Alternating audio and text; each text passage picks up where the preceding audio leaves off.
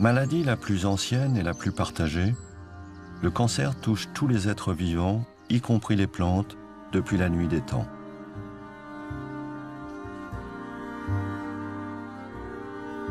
On a d'abord cru qu'il était lié aux humeurs, qu'il était contagieux, viral. Aujourd'hui, on lui suppose une origine génétique. Chaque époque l'a combattu avec ses armes, sans jamais en venir à bout. Pourtant, les scientifiques en ont décrypté jusqu'au plus infime mécanisme. Est-il possible que ces immenses progrès aient finalement égaré la communauté scientifique ? Aujourd'hui, il semble très probable qu'on se soit perdu dans le détail, qu'on se soit trompé de focale, qu'on ait regardé les détails du moteur de la voiture, alors que c'était vraiment pas ça le problème. La recherche a tendance à se focaliser sur les détails au lieu de regarder le tableau dans son entier. C'est l'arbre qui cache la forêt. Einstein a dit « Une idée qui ne semble pas folle au départ à la plupart des gens n'a aucun avenir ».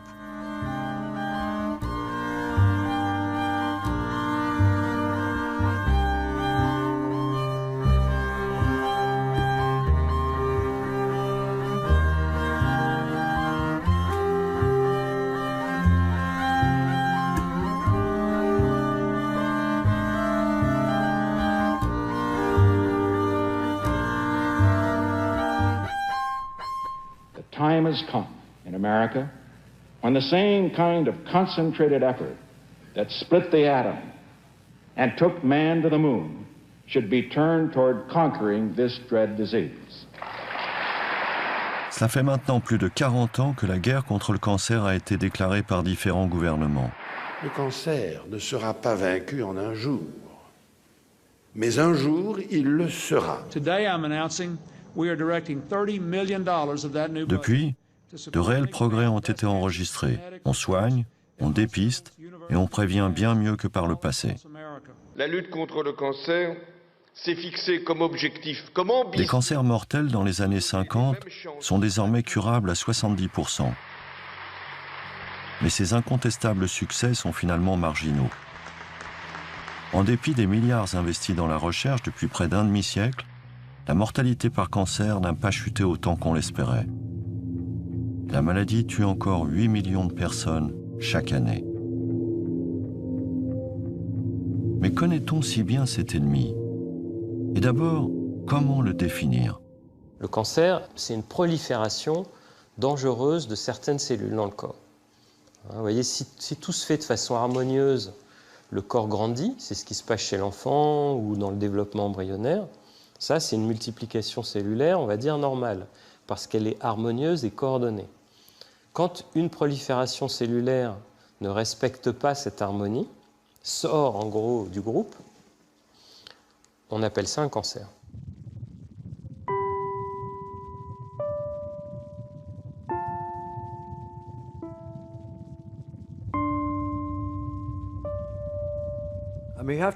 On doit garder à l'esprit ce qu'est le cancer. C'est une sorte de cellule traître à l'intérieur de votre corps, et c'est ce qui la rend si diabolique et si difficile à traiter. C'est votre propre chair, votre propre sang, devenu immortel. La cellule cancéreuse est une cellule immortelle. Les gens ne s'en rendent pas compte, mais toutes les cellules de notre corps sont destinées à mourir. En fait, c'est la mort de la cellule qui est saine. Une cellule se régénère à travers sa mort. Elle se renouvelle sans cesse. Mais quand une cellule reste vivante et continue de croître, on appelle ça le cancer. Mais d'où vient cette paradoxale explosion de vie qu'est le cancer? Comment l'empêcher, la mettre sous contrôle? Les premières thérapies ont été la chirurgie, utilisée dès le 19e siècle, et la radiothérapie mise au point au début du 20e. Elles ont pour cible les tumeurs, ces amas de cellules cancéreuses qui se forment au sein d'un organe. Mais ces thérapies n'empêchent pas la fuite de certaines cellules vers d'autres organes. Ces tumeurs secondaires, appelées métastases, sont bien souvent mortelles. Dans les années 50, une nouvelle arme apparaît pour enrayer cette progression fatale. 2 décembre 1943, l'aviation allemande bombarde le port de Bari, en Italie. Un bateau transportant 2000 bombes d'un gaz de combat mortel, le gaz moutarde, explose. Plus de 1000 personnes, civiles et militaires, meurent dans les mois suivants. Les médecins observent que le sang des personnes intoxiquées ne contient presque plus de globules blancs. Cet événement fait naître une idée dans l'esprit des chercheurs.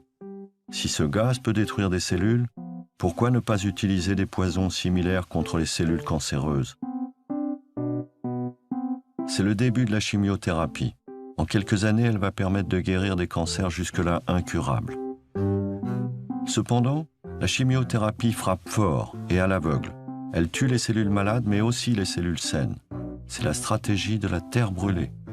Une thérapie épuisante pour l'organisme, dont les effets secondaires vont de la nausée à la perte de cheveux, l'anémie et autres dysfonctionnements immunitaires. De plus, si elle est efficace pour certains cancers, d'autres lui résistent sans que l'on comprenne pourquoi. L'approche par chimiothérapie des cancers a été uniquement pragmatique. On ne sait pas pourquoi telle tumeur répond spécifiquement à tel agent. Ce que nous avons suspecté, en tout cas, c'est de penser que l'action de la chimiothérapie était d'autant plus importante qu'elle agissait sur des cellules à développement rapide. C'est pour ça que les tumeurs pédiatriques ont été de bonnes cibles. Mais il s'avère que cette explication n'est pas suffisante. Donc, vous savez, on a fait des progrès, mais on n'a pas forcément compris pourquoi on faisait ces progrès. Malgré ces avancées thérapeutiques, le processus cancéreux garde bien des zones d'ombre. Dans les années 70, on croit enfin avoir percé l'énigme. Les chercheurs Harold Varmus et Michael Bishop observent pour la première fois que l'ennemi pourrait venir du noyau de nos cellules. Il serait même embusqué dans nos gènes. Cette découverte sera récompensée par un prix Nobel. Pour bien comprendre, il faut revenir au fondement de l'approche génétique. Elle postule que l'ADN contrôle tout dans notre corps. Le cancer proviendrait d'un dérèglement des codes régissant notre organisme. Avec un gène abîmé, muté, cassé, les cellules échappent au programme génétique. Si certaines cellules échappent à ce contrôle, ce qui est le cas du cancer, elles échappent au programme génétique. Et pour échapper au programme génétique, c'est ce qu'on appelle une mutation. Elles modifient leur propre ADN est modifié, le système de contrôle est cassé, et elles échappent à ce contrôle par la génétique. Et c'est ce qu'on appelle aujourd'hui la théorie génétique ou la théorie mutationnelle du cancer, qui consiste à dire que le point de départ, l'origine du cancer, c'est des mutations qui surviennent dans les cellules cancéreuses. Une nouvelle ère s'ouvre. Avec de nouvelles méthodes, les chercheurs traquent les oncogènes, ces gènes dont la mutation est à l'origine du cancer. Robert Weinberg est l'une des figures emblématiques de cette approche génétique. Dans le sillage des chercheurs Varmus et Bishop, ces travaux ont considérablement éclairé les étapes biologiques de la formation des cancers.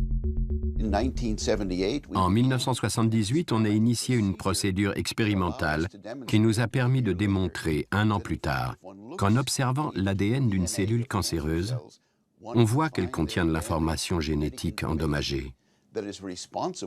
Cette information cause une prolifération incontrôlée des cellules cancéreuses humaines. L'ADN observé s'est avéré contenir un gène directement en cause dans le cancer qu'on a appelé un oncogène. Un oncogène est la forme abîmée d'un gène qui se trouve dans l'ADN de tous les humains. Sous l'influence des carcinogènes chimiques, le gène mute, de sorte que son information séquencée altérée crée un oncogène qui pousse la cellule à croître hors proportion, sans que rien ne vienne contrôler cette croissance qui débouchera sur des milliers, des millions, des milliards d'autres cellules cancéreuses. Ces recherches sur l'oncogène concentrent alors de considérables moyens financiers et humains. On investit des milliards dans l'appareillage technologique, on trace la carte du génome humain et on pense bientôt tout savoir de nombreuses maladies et notamment du cancer. L'approche génétique s'impose comme une voie unique et devient le nouveau paradigme en cancérologie. Je pense vraiment qu'il y a un engagement considérable en faveur de la génétique dans nos instituts nationaux de santé. Mais comment pourrait-il en être autrement puisque notre directeur est un généticien? Il y a aujourd'hui une énorme infrastructure de sociétés biotechnologiques. Elles ont été créées dans les 50 dernières années et elles étudient la génétique de ceci ou de cela. Aujourd'hui, des dizaines de pays à travers le monde sont engagés dans la course pour séquencer, découvrir le génome du cancer. La connaissance du cancer progresse très rapidement, car nous comprenons la génétique et le génome, et nous pouvons établir le catalogue des mutations.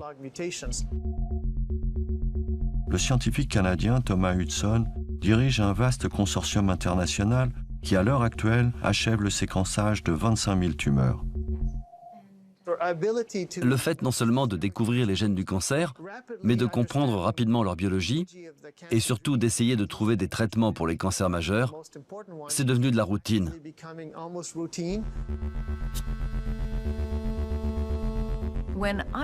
Quand j'étudiais le développement de la recherche sur les oncogènes, celle-ci était comme un phare dans la tempête.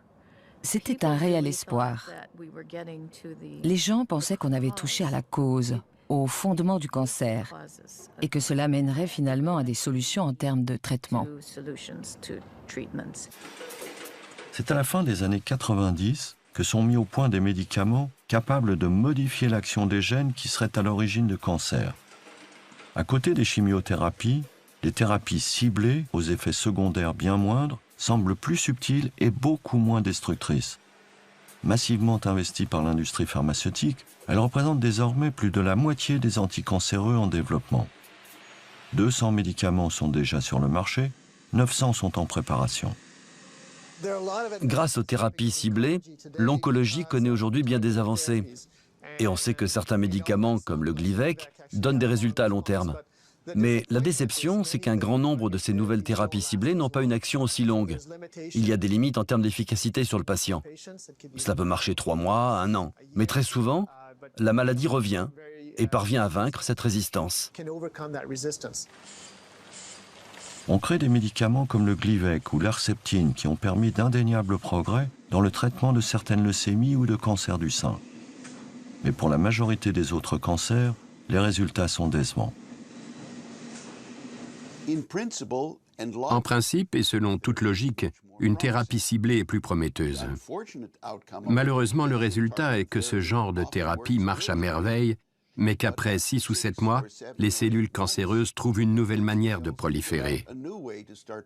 Et ces cellules cancéreuses, nouvellement formées, ne sont plus affectées par le médicament donné à l'origine. Ce qui signifie que si on poussait le raisonnement jusqu'au bout, on irait jusqu'à une sorte d'événement qui serait sans fin, sans arriver réellement à la guérison. Je crois que c'est une des limites de la thérapie ciblée. Pourquoi la révolution génétique tarde-t-elle à accoucher de thérapies efficaces? Aujourd'hui, on estime que plus de 2000 gènes pourraient être impliqués dans différents cancers et le taux de mutation peut être 1000 fois plus élevé selon les tumeurs. Et plus on cherche, plus ça se complique. Notre défi majeur est d'interpréter le sens de ces données. J'ai pris part au projet Génome humain dans les années 90. Nous avons séquencé ce génome entier pendant 10 ans. Et on ne comprend toujours pas la plupart des gènes et des protéines, ni le fonctionnement des génomes. Nous cherchons encore à acquérir une technique fondamentale d'interprétation du génome.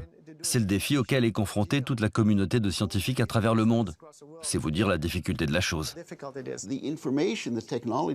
En fait, les techniques d'analyse des cellules cancéreuses sont si performantes qu'on est inondé par des quantités astronomiques d'informations qui excèdent largement notre capacité à les digérer et à comprendre leurs implications. À défaut de comprendre ce qui amène une cellule cancéreuse à grandir de façon anormale, il est clair que nous sommes bloqués et que nous ne pouvons créer de nouveaux types de thérapies.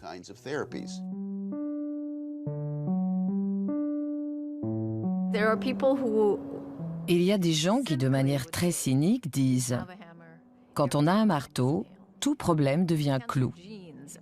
Ici, les clous, ce sont les gènes du cancer.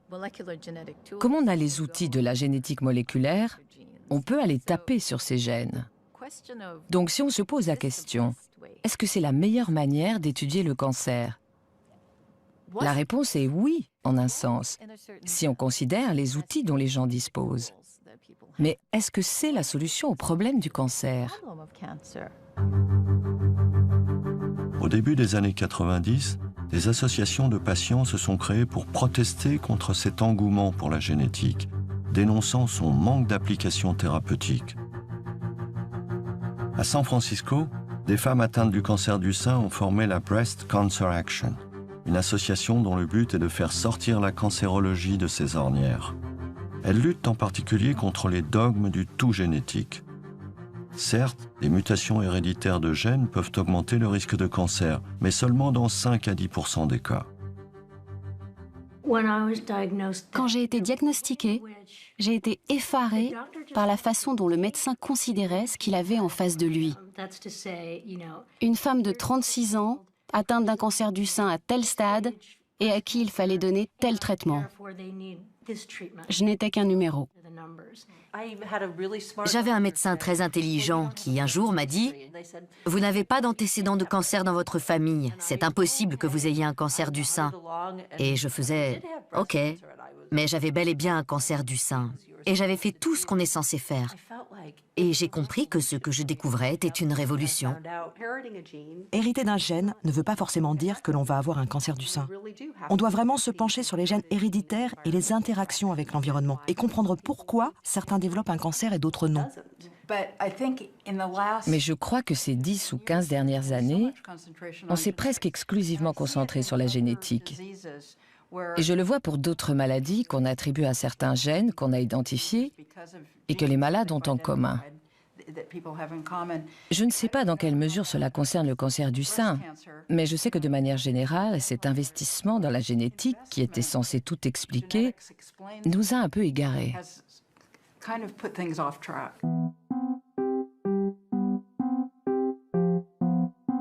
Est-il possible que la communauté scientifique se soit finalement engagée dans une impasse?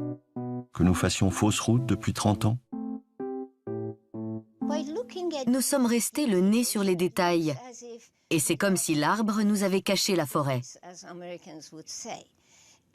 Peu à peu, la vision d'ensemble est devenue moins importante. Dès les années 70, les travaux de Mina Bissell tentent à prouver que le cancer naît d'une interaction entre les cellules et leur environnement.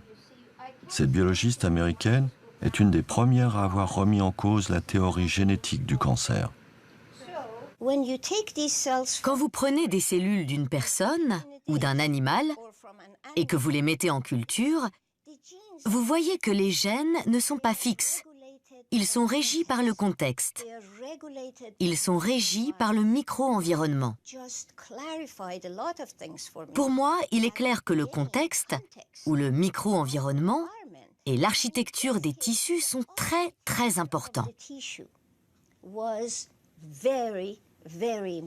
Une fois que l'architecture est détruite, cela se répercute sur les gènes qui peuvent alors produire une tumeur.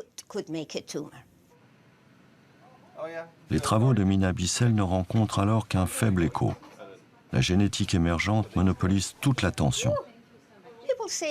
Certains disaient Mina est une pionnière, une visionnaire. D'autres pensaient que j'étais folle.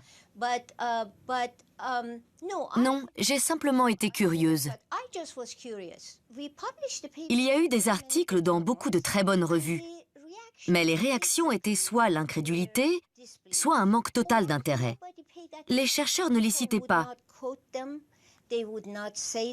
C'est seulement depuis une dizaine d'années que beaucoup de personnes très réputées sont au courant de ce travail, le citent et disent que c'est une évidence.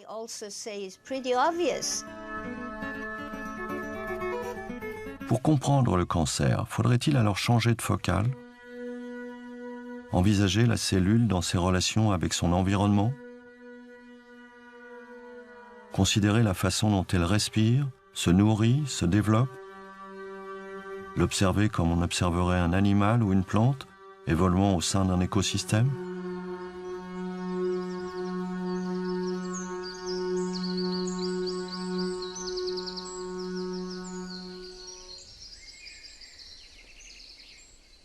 Si dans une forêt, il y a une espèce animale ou végétale qui prolifère jusqu'à détruire l'écosystème, c'est formellement l'équivalent d'un cancer dans notre corps. Si on considère le corps non pas comme quelque chose qui est sous contrôle centralisé de l'ADN, mais quelque chose qui s'équilibre comme s'équilibrerait une forêt ou un océan, on va regarder l'accès de l'élément qui prolifère aux ressources nutritives, on va regarder les prédateurs. Donc vous voyez, si on a d'un seul coup un lapin qui prolifère dans la forêt jusqu'à détruire cette forêt, on ne va pas se dire « Ah, le lapin a muté ». On va se demander si les carottes n'ont pas été plus abondantes cette fois-là, ou si les autres espèces qui pouvaient être en compétition avec lui n'ont pas disparu, ou si les renards qui contrôlaient aussi la prolifération des lapins n'ont pas eu un problème cette année-là. Et du coup, on arrive sur une vision beaucoup plus d'équilibres globaux que d'aller chercher des mutations. Le cancérologue Laurent Schwartz propose lui aussi d'adopter une vision plus globale. Afin de mieux comprendre la cellule cancéreuse, il faut s'intéresser à ses ressources et à la manière dont elle les utilise. C'est ce qu'on appelle le métabolisme. La cellule est un organe vivant. Une petite cellule humaine, vous la prélevez, vous la mettez dans un bon environnement, dans un milieu avec un peu d'eau, de sang et de ce qu'il faut, elle va pousser. Elle va capter de la nourriture, elle va la digérer, et elle va survivre. Pour ça, elle utilise des gènes, des enzymes et ainsi de suite. La cellule cancéreuse, c'est la même chose. Elle capte de la nourriture, elle se développe et elle utilise des enzymes. Ce qui est clair, c'est qu'une cellule, pour qu'elle se divise, il faut qu'elle grossisse. C'est peut-être une apalissade, comme on dirait, mais si vous ne mangez pas, vous ne grossissez pas, et si vous brûlez tout pendant votre jogging du matin, vous n'allez pas grossir. Pour grossir, il ne faut pas brûler, il faut capter de la nourriture et pas brûler. Et ça nous ramène aux hypothèses des années 1920, où simplement ils montrent que le cancer capte du glucose, c'est-à-dire du sucre en quantité importante, et n'arrive pas à le brûler, donc il grossit. S'il grossit, la cellule se divise. Si elle se divise, elle est dure, et on sait que le cancer, il est dur au doigt. Enfin, je veux dire, c'est un vieux truc de clinicien. Et aussi que si c'est sous pression, les métastases vont partir. Ces hypothèses du cancer fondées sur le métabolisme des cellules étaient dès les années 20 celles du biologiste et prix Nobel allemand Otto Warburg.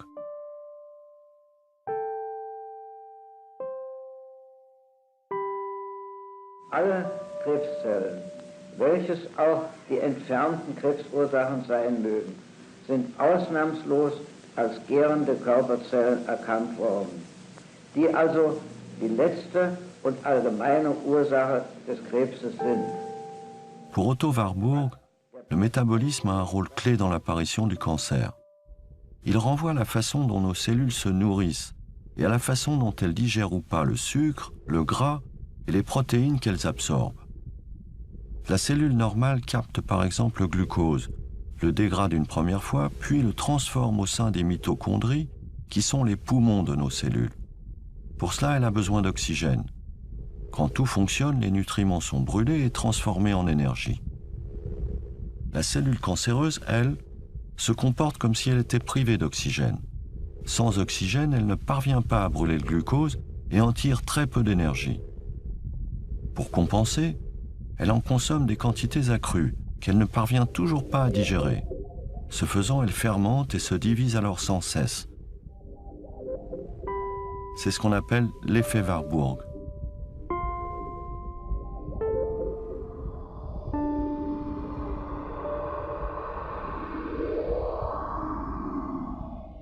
Wäre es meines Erachtens an der Zeit, Maßnahmen zur Verhütung einer Krankheit zu ergreifen, an der jährlich viele Millionen Menschen sterben. Les travaux d'Otto Warburg, bien que récompensés par un prix Nobel, ont fini aux oubliettes. Protégé par Hitler, dont la phobie du cancer est bien connue, l'histoire s'est chargée de lui faire payer son pacte avec le diable. L'avènement de la génétique, en concentrant les regards et les budgets, a fait le reste. Depuis une dizaine d'années, les théories d'Otto Warburg connaissent pourtant un regain d'intérêt. Le métabolisme de la cellule cancéreuse est redevenu l'objet d'études partout dans le monde. Janvier 2014, un congrès sur le métabolisme est organisé au Luxembourg. C'est le premier en Europe. Des chercheurs viennent du monde entier confronter leurs travaux, convaincus que la recherche contre le cancer vient de trouver un nouveau souffle. Pour beaucoup d'entre eux, le métabolisme serait le talon d'Achille de la cellule cancéreuse, quel que soit le type de cancer.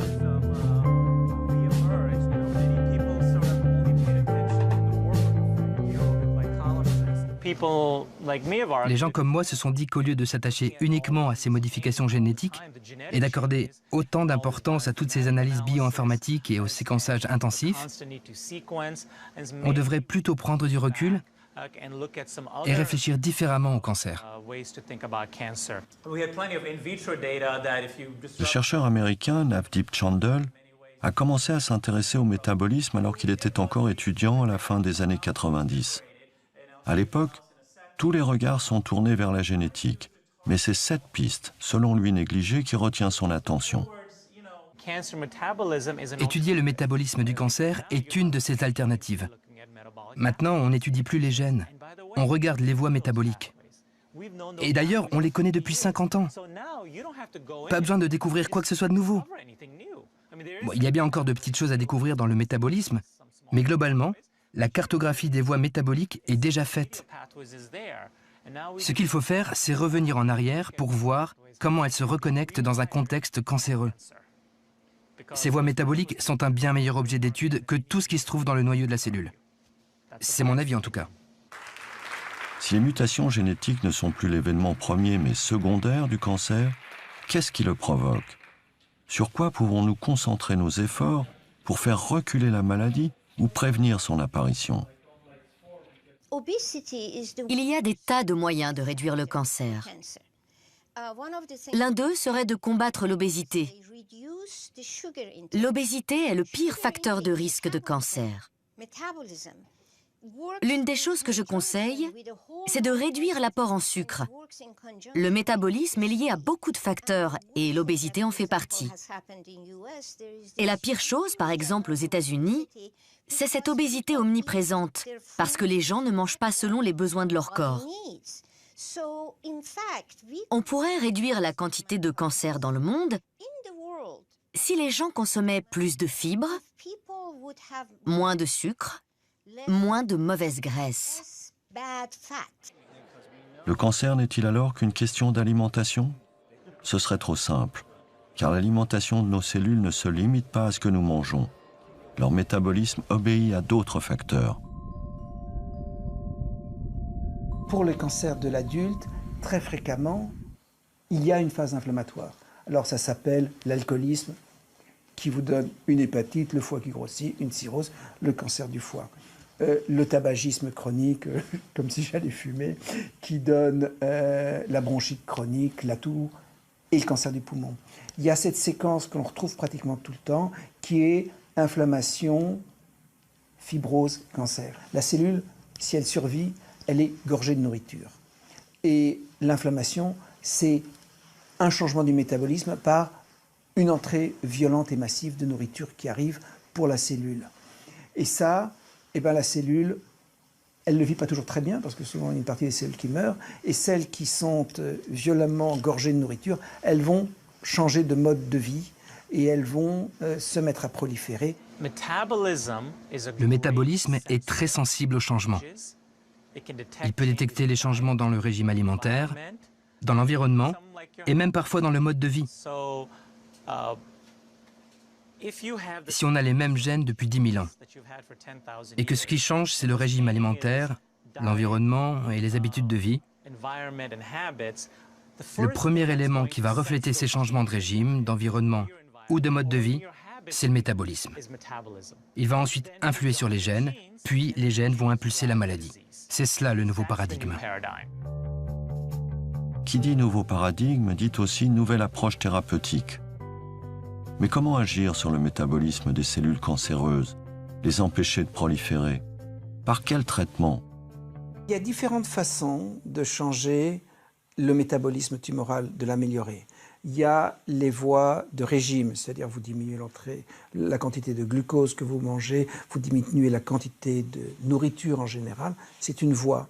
Elle est somme toute très peu testée. Beaucoup de gens le font, mais il n'y a pratiquement pas d'essai classique au carré tel que les scientifiques l'aiment bien. L'autre façon, c'est de jouer sur les médicaments qui rentrent là-dedans, dans ces circuits-là. C'est l'attitude que nous, on a préférée parce qu'elle est beaucoup plus facilement étudiable. Le professeur Navdeep Chandel est convaincu que des molécules déjà connues et prescrites dans d'autres indications pourraient s'avérer efficaces contre le cancer. Une centaine de médicaments pourraient d'ores et déjà être utilisés, car ils auraient un effet sur la capacité des cellules à dégrader le glucose. Ces 15 dernières années, les épidémiologistes ont remarqué que les patients sous metformine étaient moins touchés par le cancer. Cela a incité les chercheurs à tester la metformine en tant qu'agent anticancéreux. On l'a donc injecté à des souris qu'on utilise comme cobayes dans la recherche contre le cancer. Et on a découvert que différents cancers, comme le cancer du côlon, le cancer du poumon, le cancer du pancréas, devenaient moins fréquents quand on administrait la metformine aux souris. C'était bon signe. La metformine est un antidiabétique commercialisé depuis la fin des années 60. En quoi pourrait-elle contribuer à lutter contre le cancer? Sa principale action est de faire baisser la production de glucose dans le foie, glucose dont les cellules cancéreuses sont particulièrement friandes. La metformine aurait donc en quelque sorte pour action de leur couper les vivres, les empêchant de proliférer. Nous avons observé sur 10 souris que la metformine réduisait la tumeur de 75%. Ça n'est pas rien. Cela peut ralentir la progression de la maladie. Peut-être qu'on ne guérit pas, mais on peut rallonger l'espérance de vie. Il y a des limites aux expériences faites dans les boîtes de pétri ou sur les animaux. Et l'un des problèmes majeurs rencontrés avec la metformine, c'est qu'elle a été surtout utilisée avec des dosages dangereux pour les humains. Donc il est très difficile de transférer ce travail en milieu clinique. C'est pourtant le pari que s'est lancé Pamela Goodwin. Cette chercheuse canadienne supervise une étude clinique couvrant le Canada, les États-Unis et la Suisse. 3600 femmes atteintes de cancer du sein y participent. Depuis 2013, elles prennent en plus de leur traitement standard 2 pilules de metformine chaque jour. Les effets seront évalués en 2017. Le but de cette étude est de voir si le fait d'ajouter la metformine au traitement standard du cancer du sein va diminuer la mortalité chez les femmes qui en sont atteintes.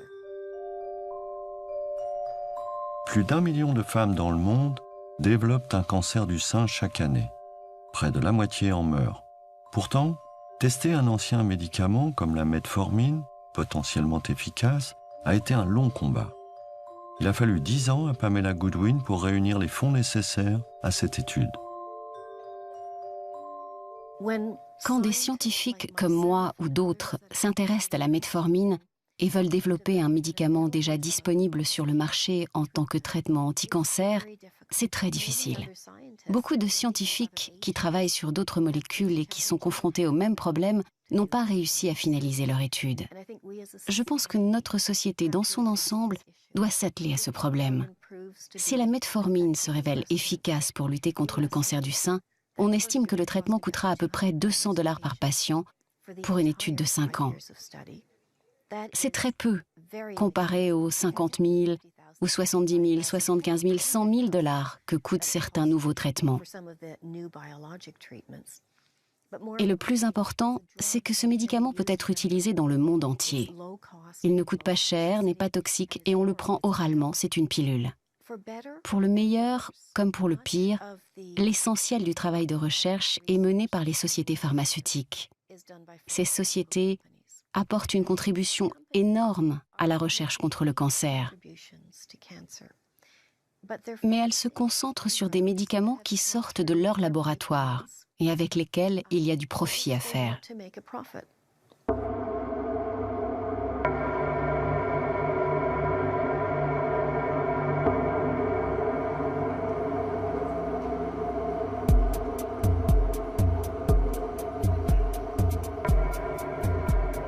Plusieurs poids lourds de l'industrie pharmaceutique flairant un nouveau marché, travaillent aujourd'hui à développer des traitements métaboliques contre le cancer.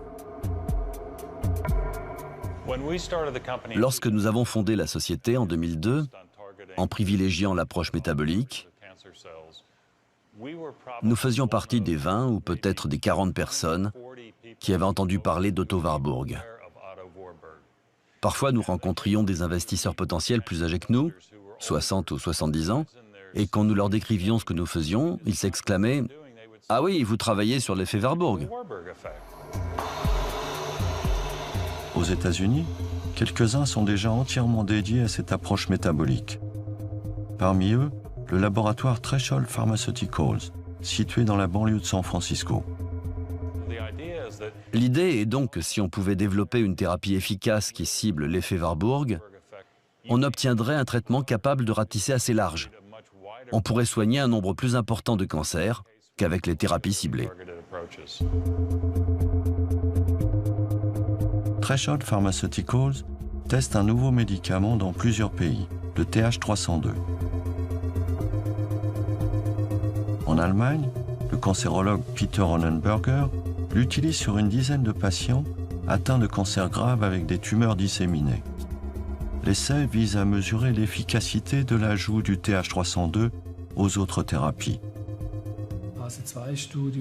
Il s'agit d'une étude de phase 2 avec un nouveau médicament, le TH302. Cette thérapie se fonde sur une molécule spécifique qui agit sur la tumeur de l'intérieur.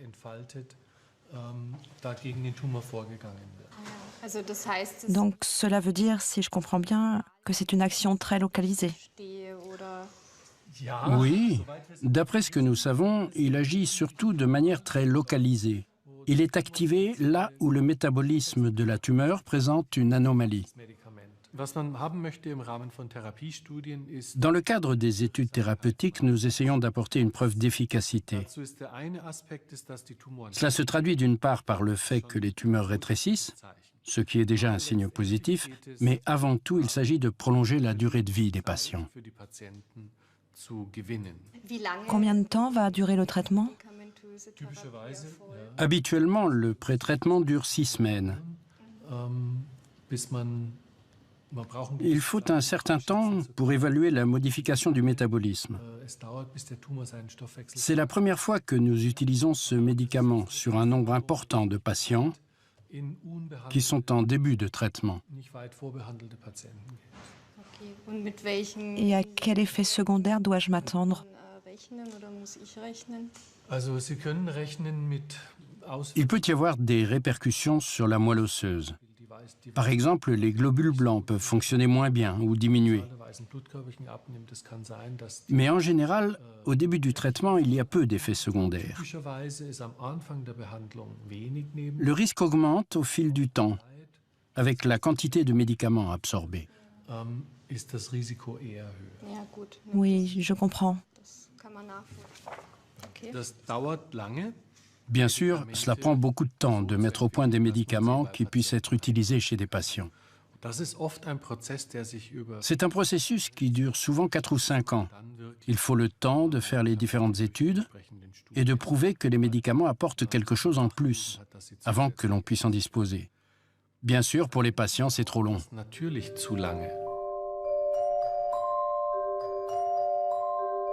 À cause du temps très long que demande la mise sur le marché d'un nouveau médicament, beaucoup de malades n'ont que peu d'espoir d'essayer un nouveau traitement, même si celui-ci a de bonnes chances de prolonger leur durée de vie.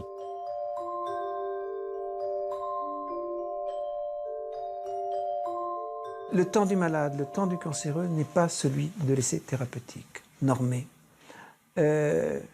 académique. Ils sont pressés et ça se comprend.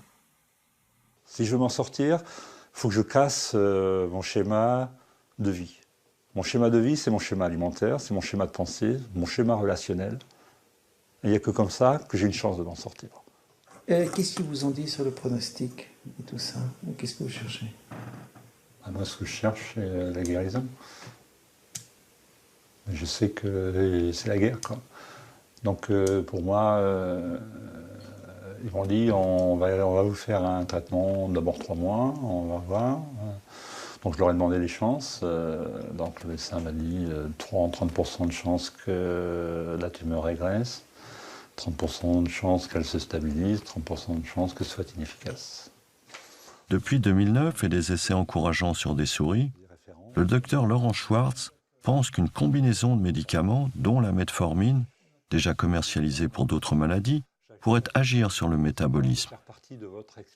Leur coût est modique, les effets secondaires connus, et leur utilisation combinée les rendrait plus efficaces. Ça permet de rentrer dans la mitochondrie, de rouvrir la porte pour être brûlé. Pourtant, en dépit de ces multiples demandes, il n'a pas obtenu les financements ni les autorisations pour mener des essais cliniques sur les patients.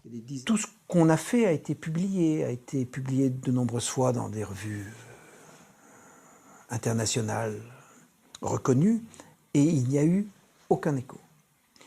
Et je me suis dit qu'à un moment, il fallait que j'écrive ce que je pensais, et que je l'écrive dans un livre, et les malades sont venus. Et comme eux, ceux qui m'avaient contacté savaient qu'ils étaient condamnés à très brève échéance, je ne pouvais que les informer de ce que je pensais avoir une chance, de les aider. Quand on t'a annoncé la maladie, comment ça s'est passé? Comment tu as réagi? Qu'est-ce que ça t'a fait? Eh bien, d'abord, on a... Parmi les malades volontaires pour ce traitement expérimental, des membres de l'association Face au cancer ensemble, installée à Nantes. Et quand je suis revenu chez moi, j'ai dit à ma femme, mais dans 15 jours, je ne serai plus là, parce que c'est pas possible. Les essais que l'on a faits sont du traitement compassionnel. Le médecin est pris entre deux feux, deux lois. La première, c'est... les essais sont extrêmement structurés. Et la deuxièmement, c'est l'assistance à personne en danger. Et on a le droit de prescrire dans des cas où les gens sont en danger. Mon expérience à moi, c'est que moi, je suis dans le cancer depuis 14 ans. J'ai 5 récidives. J'ai eu, vous le savez bien, 6 opérations. J'ai subi 2 fois la radiothérapie, c'est-à-dire 2 fois plus que la dose légalement permise. J'ai plus le droit d'en avoir. Les chimiothérapies, j'ai eu 3 fois des parcours plus ou moins longs de chimiothérapie. Je suis devenu résistant un peu à tout. La dernière fois, ça m'a fusillé. Je suis rentré ici pour mourir à mi-traitement, quoi. Puis vous me voyez aujourd'hui, je peux faire le clown, hein. je peux encore faire le clown. Hein. Eh bien, au bout de le 8 janvier, c'est-à-dire au bout de 8 jours du protocole Schwartz, le marqueur ACE du cancer s'était cassé la figure. Voilà les copains, les copines, ce que je voulais vous montrer. Là, ça a commencé à monter, puis ici, ça s'est accéléré, la remontée. Et là, j'ai fait intervenir la molécule supplémentaire du docteur Schwartz. Et la troisième molécule que j'ai mis là, tac, mon truc est reparti à la descente. Cette analyse-là est d'avant-hier, lundi soir. C'est vrai, bon, moi je vais pas faire voir mes graphiques qui sont à peu près la même chose que toi. C'est-à-dire que bon, j'avais un marqueur qui montait régulièrement. Puis dès l'instant que j'ai commencé à prendre son traitement, bah, ça s'est mis à replonger, quoi. Et donc maintenant, mon marqueur, pour l'instant, se stabilise à la limite haute de la normale. Ce qui me fait dire des fois que je suis guéri, quoi. Puisque je suis dans la norme, hein, bon, c'est pour histoire de... Voilà. Et pour moi, c'est vrai que ça a été une ouverture parce que je supportais de plus en plus mal aussi les chimios, quoi. Elles me déglinguaient complètement, quoi. Le traitement prescrit par le docteur Schwartz est-il le miracle attendu? Lui-même se garde bien de tirer des conclusions quant à une possible et durable guérison. Actuellement, on a en suivi, soit par moi, soit par d'autres, plus d'une centaine de malades. Et on a plusieurs publications qui suggèrent, et le terme suggérer, et je pense le terme adéquat, que l'on ralentisse l'évolution de la maladie. On voit les marqueurs tumoraux dans certains cas qui diminuent. Certains cas sont du domaine du miracle. La majorité, c'est malheureusement un effet transitoire. Et je ne comprends pas pourquoi l'effet n'est que transitoire, c'est-à-dire il s'améliore, il rechute après. Mais si déjà on arrive à ouvrir une porte, c'est probablement insuffisant pour les malades dont j'ai la charge, mais c'est déjà pas mal. Évidemment que se pose la question dans ce que l'on a, qui n'est de loin pas parfait, de l'amélioration de ce qu'on a, que de combiner ça avec la chimio, c'est probablement... ça rend service, que probablement il y a d'autres molécules à mettre en même temps, et que très clairement, on n'a qu'une partie du tableau. Je pense qu'il ne faut pas compter sur une éradication définitive du cancer. Cette vision des choses ne va pas être très populaire, mais elle est réaliste. Mon but, c'est de réduire les conséquences du cancer autant que possible, de gérer la maladie avec les traitements les moins toxiques possibles, afin de prolonger la vie autant que faire se peut. Que ces médicaments soient nouveaux ou anciens, leur efficacité reste incertaine. L'approche métabolique risque-t-elle alors de se heurter aux mêmes limites que les autres thérapies anticancéreuses? On ne peut pas rester à la surface des événements, penser que les choses sont simples, penser que le cancer est un problème qu'on va résoudre avec 3 ou 4 médicaments. On a l'impression d'avancer et qu'au fur et à mesure qu'on avance, on ouvre des espèces de boîtes noires, on fait rentrer la lumière, mais la lumière permet de voir qu'il y a une autre boîte noire un petit peu plus loin. Avec ce nouveau concept qui est de considérer que le métabolisme est très important, il ne faut pas tomber dans nos excès de simplification qui pourraient nous conduire peut-être à le même type de désagrément ou de désillusion que nous avons eu dans les précédents paradigmes. Il est important de pouvoir faire les essais adéquats. Et ces essais doivent être de grande ampleur, bien plus que ceux qu'on est en train de mener qui ne portent que sur 3600 patientes.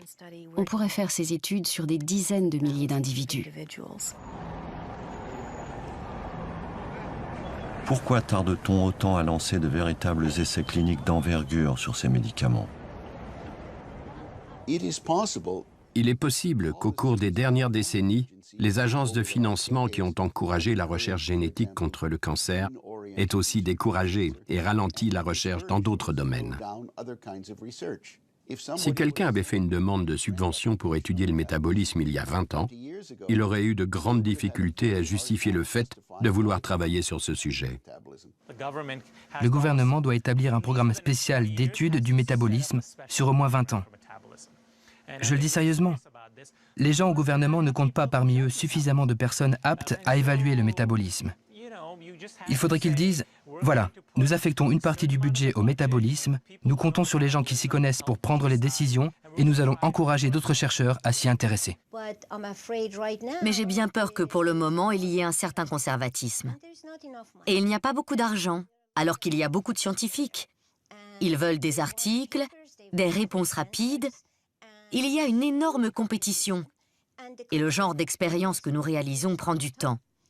Mais je suis exceptionnellement têtue. Peu de gens sont aussi têtus que moi. Il faut des gens qui aient le courage de leurs convictions. Je pense qu'il ne faut pas renoncer à une approche empirique pour ça. Vous voyez, on a construit des bateaux bien avant de comprendre la mécanique des fluides qui permettait aux bateaux de flotter et avancer. Mais de la même façon, en cancérologie, il ne faut pas renoncer à l'empirisme, aux essais. C'est le travail des médecins. Vous voyez, on fait des progrès énormes dans le traitement du cancer, sans y comprendre grand-chose jusqu'à présent. Et pourtant, on a énormément progressé par une approche empirique, par des essais, des erreurs, des observations. Et on peut espérer que ça va continuer et qu'on améliorera nos performances portées par une meilleure compréhension de ce qui se passe. Quand la science est suffisamment sûre d'elle et que la communauté scientifique considère qu'il est légitime de tester les bénéfices de tel ou tel médicament, on devrait faciliter la mise en place de nouvelles études et donner aux chercheurs les financements dont ils ont besoin. C'est cela le défi dans ce domaine. Et ce n'est pas un défi scientifique, mais un défi sociétal.